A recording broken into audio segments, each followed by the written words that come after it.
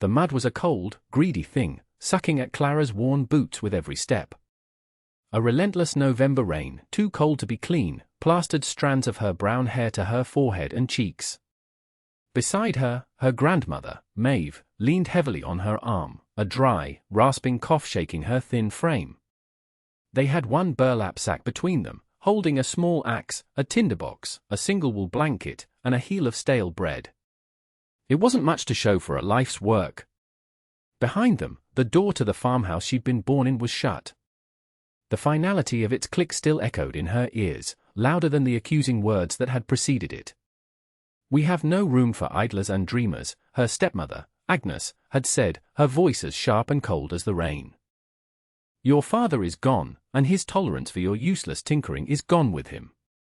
You read books instead of mending. You draw plans in the dirt instead of weeding. And you," she had said, turning her gaze to Maeve, "you encourage her foolishness. Go be clever somewhere else." Clara had looked at the woman who had married her father only a year before his passing, seeing not grief or family, but the hard, calculating glint of ownership. Agnes saw the farm as hers, and Clara's persistent curiosity, her habit of reinforcing a loose fence post with a better brace or devising a cleverer latch for the chicken coop, was an unwelcome reminder of a world that wasn't entirely under her control. It was an affront. So they were cast out. A 19-year-old girl and her grandmother, pushed into the teeth of a coming winter with nothing but what they could carry. The injustice of it was a hot stone in Clara's throat, but there was no time for anger. Anger was not a shelter. Anger could not stop Maeve shivering. The path dissolved into a slick track of clay and stone, and the woods grew thick and dark around them. For hours, they walked, driven by the grim engine of necessity. The sleet began as a whisper, a hiss against the dead leaves, then hardened into a stinging volley that found every gap in their worn coats. Maeve stumbled, her breath catching in a pained gasp. "Just a little farther, Grandma," Clara urged, her own voice tight with a fear she refused to show. She pulled the single blanket from the sack and draped it over Maeve's shoulders, a gesture that felt miserably inadequate. The cold was no longer just on their skin, it was seeping into their bones, a deep, invasive chill that promised a sleep from which they might not wake. Hope was a flickering candle flame, and the wind was rising. But in the back of Clara's mind, a memory surfaced, a story her father had told her years ago on a summer's day. He had taken her far up the creek, past the usual fishing spots, to a place where the water tumbled over a high granite ledge. "Listen," he'd said, his voice warm and full of wonder. "The sound is wrong." It's hollow. At the time, she had just heard the roar of water. Now, that memory was a map, a desperate, last-chance destination. A hollow sound. A place behind the water. It was a child's fancy, perhaps, but it was all they had left. She adjusted her grip on Maeve's arm, shifting more of the older woman's weight onto her own shoulders. The direction was uncertain, the terrain treacherous, but for the first time since the farmhouse door had slammed shut, she had a destination. She would find that hollow sound, or they would find their end trying. They found the creek by sound long before they saw it. The roar grew from a distant murmur to a thunderous presence that vibrated through the soles of their boots. It was a raging, swollen thing, brown with churned-up earth, a far cry from the gentle stream of her father's summer memory. And there, ahead, was the falls, a solid curtain of white violence crashing onto the rocks below. Mist billowed from the impact, instantly chilling their faces. Maeve sagged against her, her strength gone. "Clara, child, we can't," she whispered, her voice lost in the din. But Clara's gaze was fixed on the wall of water. It looked impassable, a liquid cliff face. Yet, her father's words echoed. Hollow. She saw it then, a slight inward curve at the base of the falls, a place where the rock was undercut. It was a sliver of a chance. "We have to," she yelled over the roar, her voice raw. She guided Maeve toward the edge, her heart pounding a frantic rhythm against her ribs. The spray was blinding, soaking them anew in seconds. She found a handhold on the slick, mossy rock face and edged sideways, pulling her grandmother along. Then, taking a deep breath, she pushed herself through the water. For a moment, there was only a suffocating, deafening chaos of cold and pressure. And then, she was through. She stumbled forward onto a wide, dry ledge of stone, gasping in the sudden, shocking quiet. She turned and reached back, her hand finding Maeve's, and pulled her frail grandmother through the veil. They stood together, dripping and shivering, in a vast cavern. The air was still and cold, but it was free of the driving wind and sleet. The roar of the waterfall was a muted, distant thunder, the sound of a storm safely locked outside. Light filtered through the curtain of water, casting a strange, green, wavering glow across the stone walls that rose to a ceiling lost in shadow. It was real. It was shelter. They sank to the dry stone floor, huddled together under the sodden blanket, too exhausted to speak. They were alive. For now, that was enough. The first day was a blur of urgent tasks. Maeve, though weakened, was a well of practical knowledge. Fire, Clara. We must have fire before the damp sets in for good. While Maeve rested, wrapped in the now steaming blanket near the cavern mouth, Clara explored their refuge. The cave was deeper than she'd imagined, extending back a good 50 feet before narrowing. And high above, she saw what made this place not just a shelter but a potential home, a dark fissure snaking up through the rock, a faint draft pulling at the tendrils of mist near the ceiling. A natural chimney. Hope, sharp and fierce, surged through her. She gathered the driest twigs she could find from the deep recesses of the cave, bits of wood washed in by some ancient flood and preserved in the dry air. With numb fingers, she struck the flint against the steel from their tinderbox, showering sparks onto a small nest of dried moss. It took what felt like an eternity, the sparks dying uselessly time and again. Finally, a tiny ember glowed. She blew on it gently, coaxing it, feeding it slivers of wood until a small, steady flame flickered to life. The fire was a living thing, a defiant point of warmth and light in the immense stone chamber. They huddled close, the heat slowly chasing the deep chill from their limbs. The smoke, thin at first, was drawn unerringly upward toward the fissure and disappeared. They were safe from the smoke as well as the cold. That afternoon, Clara ventured just outside the waterfall spray, her axe in hand, and chopped low branches from a fallen pine. The work was clumsy, but it fed their fire. Maeve, meanwhile, pointed out the tough, stringy roots of a burdock plant near the creek's edge. Boiled in their small tin pot, they made a bitter but filling meal. As darkness fell, the wavering green light from the waterfall faded, and their world shrank to the circle of firelight. Outside, the storm raged. Inside, there was the crackle of burning wood, the smell of pine smoke, and the quiet, steady rhythm of two people determined to survive. The next weeks were a lesson in the brutal arithmetic of survival. Every piece of wood had to be foraged, chopped, and hauled. Every edible plant had to be identified and gathered. Their bodies ached with a weariness that went bone deep. But slowly, a plan formed in Clara's mind. This cave could not be their permanent home. The bare stone floor leached warmth, and the damp air, though sheltered from rain, was pervasive. They needed a box within the box, a structure of wood to hold the heat and keep them dry. She began her search for materials, venturing further from the falls each day.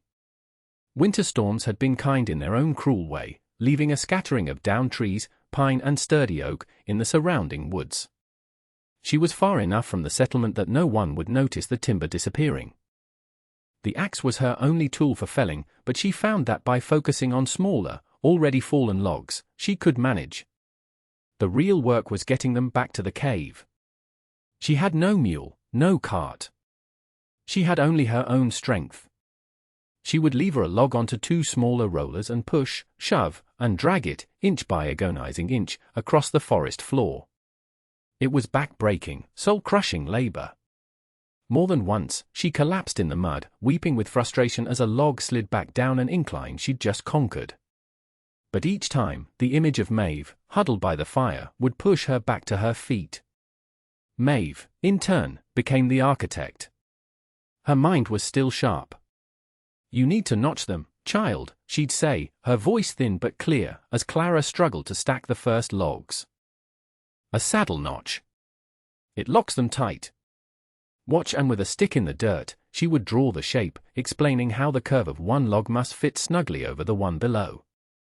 Clara listened, absorbed the geometry, and failed. Her first notches were crooked and loose. The logs wobbled. But she learned from each mistake, her hands slowly mastering the conversation between the axe blade and the wood. The first wall rose, a clumsy but solid barrier of stacked logs, a testament to pure, stubborn will. The cabin grew log by log, a small, square sanctuary taking shape within the grand cathedral of the cave. Clara learned the rhythm of the work, the sharp bite of the axe, the rasp of the small hand saw, the satisfying thud as a perfectly notched log settled into place. She used a mixture of clay and moss from the creek bed to chink the gaps, creating a surprisingly airtight seal against the drafts. The structure was small, no bigger than a trapper's hut, but it was anchored to the solid rock of the cave floor, a fortress against the world. Inside, she built a raised platform for their beds, lifting them off the cold stone and closer to the warmth that would gather near the ceiling. She fashioned a rough table and 2 stools from split logs, their surfaces uneven but blessedly functional. The fire was now built in a carefully constructed stone pit just outside the cabin's door, its heat radiating inward and its smoke still drawing perfectly up the natural chimney high above. One day, while digging for roots near a bend in the creek, her shovel struck something different. It was a thick, grey deposit of clay. Maeve's eyes lit up when Clara brought a handful back. "Pottery clay," she breathed. "My mother taught me over the next week," Maeve instructed her from her bedside. They mixed the clay with sand for temper, and Clara's hands, already strong and calloused, learned to pinch and coil the substance into the shape of bowls, cups, and a large pot for cooking. They fired them in the hottest part of the fire, watching anxiously as the grey clay transformed, hardening into reddish, durable earthenware. Holding the first finished bowl, still warm from the embers, felt like a miracle. It was more than a tool, it was an act of creation. They were no longer just surviving, taking what the wilderness offered. They were making. They were building a life from the scraps the world had left them. The routines of their days became a comfort: rise, stoke the fire, forage, build, cook, sleep. The fear that had haunted their first weeks had been replaced by a quiet, earned pride. Their stores of dried roots and berries were enough to stave off starvation, but true security felt a long way off. One clear, cold afternoon, Clara saw a thin trail of smoke rising from the valley below, far down the creek. Curiosity and caution warred within her. A few days later, she heard the jingle of a harness and saw a man leading a single pack mule along a barely visible trail on the far side of the creek. He was a trader, moving between the scattered homesteads and the distant town. His name was Finn, a lean, weathered man with watchful eyes that missed nothing. He saw her before she could hide, a fleeting figure near the wood's edge. He showed no alarm, just a quiet curiosity. On his next trip, Clara was waiting. She didn't approach him, but left 3 of her best clay pots on a flat rock near the trail. She watched from the trees as he stopped, examined their sturdy construction, and left a small sack in their place. Inside was salt, a treasure more valuable than gold, and a handful of dried beans. A silent trade had been made. A connection was forged. This continued for months. Clara would leave pots or tightly woven baskets, and Finn would leave flour, a block of lard, or a new whetstone for her axe. One day, she grew bold and met him at the trail. He wasn't a man for many words, but he was fair. "You have a good hand for pots," he said, his highest praise. She pointed to a crate on his mule. "Chickens?" He nodded. 2 hens. Past their prime, but still laying, she traded him a week's worth of her work, 6 large pots and 2 deep bowls, for the birds.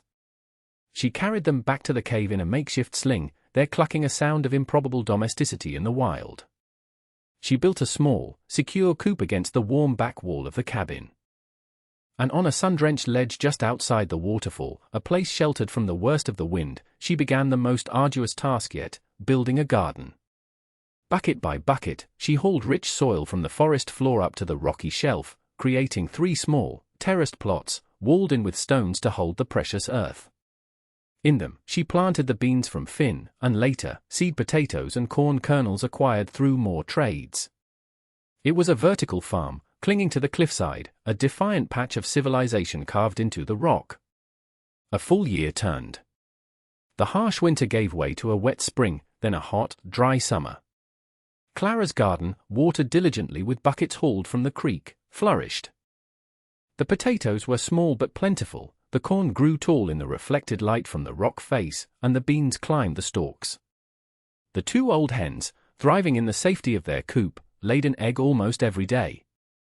Maeve's cough had vanished, replaced by a healthy vigor that Clara hadn't seen in years. The dry, stable air of the cave and the steady supply of food had been a better medicine than any doctor could provide. Maeve now tended the garden and the chickens while Clara did the heavy work of chopping wood and maintaining their small homestead. The waterfall was no longer a hiding place but a home, its constant roar a soothing backdrop to their lives. The wavering light filtering through the water-painted shifting patterns on the cabin walls, a silent, daily art show. Clara had changed, too. The soft-faced girl who had been cast out was gone. In her place was a young woman with strong shoulders, capable, calloused hands, and eyes that held a calm, steady competence. She knew the language of the woods, the properties of stone and wood and clay, the signs of a coming storm. She had learned it all not from a book, but from the unyielding tutelage of necessity. Finn's visits were their only link to the outside world. He would sit by their fire for a short while, sharing news from the settlement. The talk this year was of drought. The summer had been too long, too hot. The creek was lower than he'd ever seen it.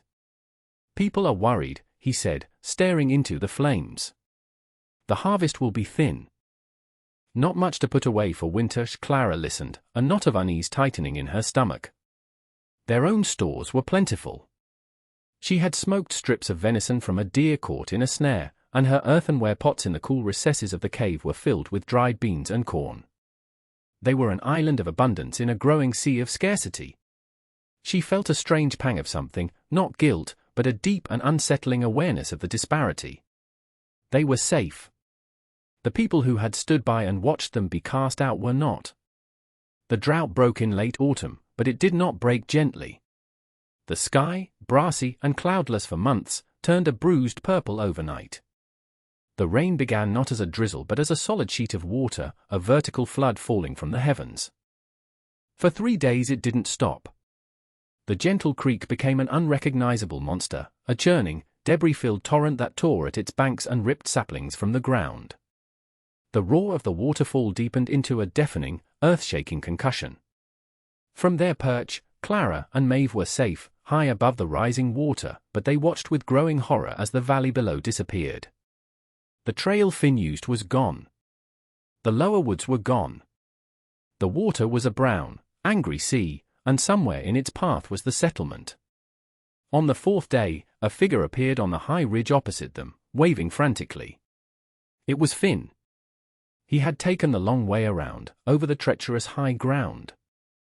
He yelled, but his words were swallowed by the storm.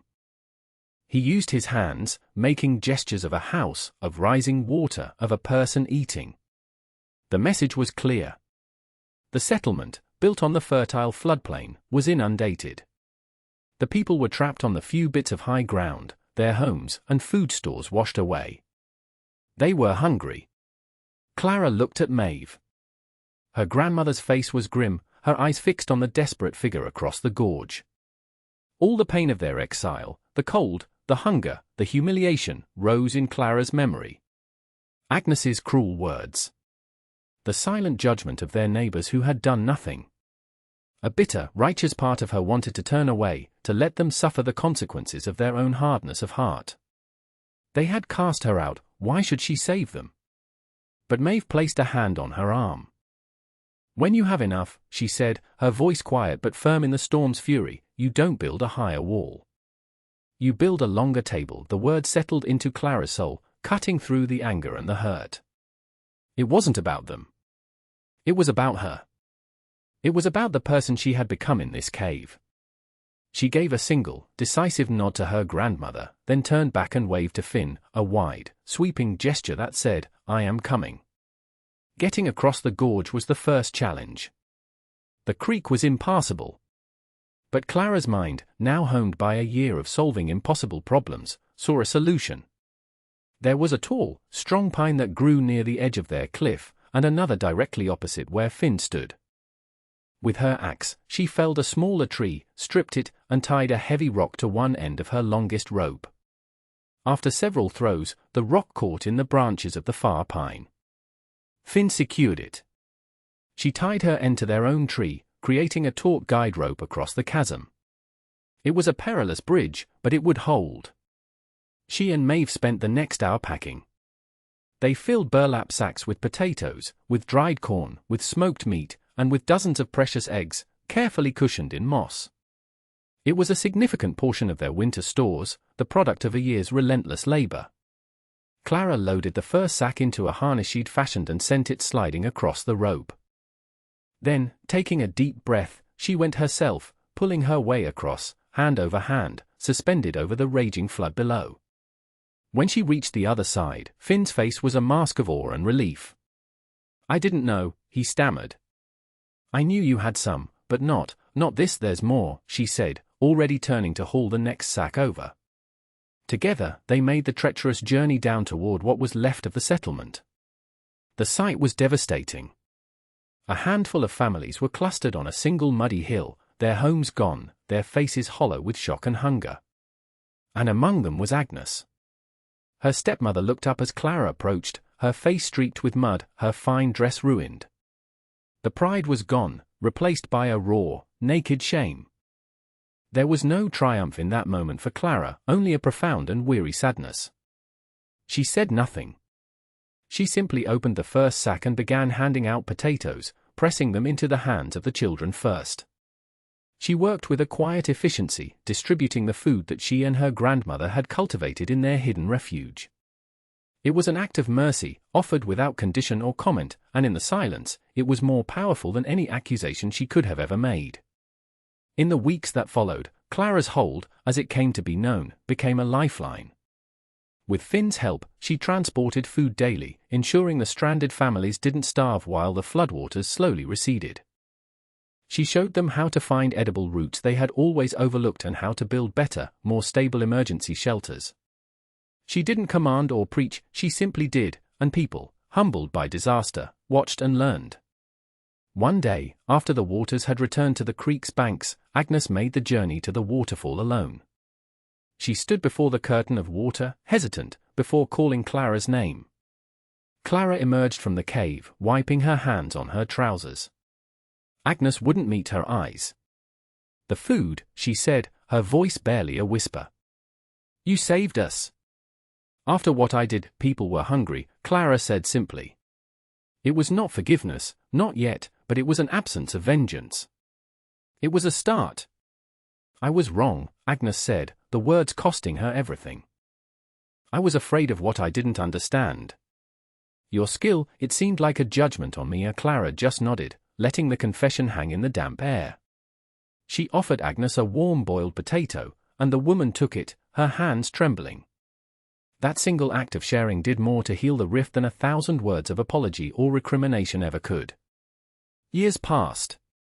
The settlement was rebuilt, but this time on higher ground, with foundations and braces designed by Clara, who had learned the forces of water and earth firsthand. Her cave was no longer a secret.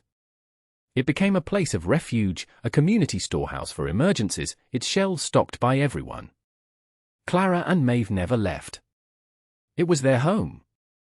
Clara taught the children of the settlement not just how to read, but how to see, how to read the land, understand the flow of water, and build things that would last. Her rejection, the cruelest moment of her life, had not been an end.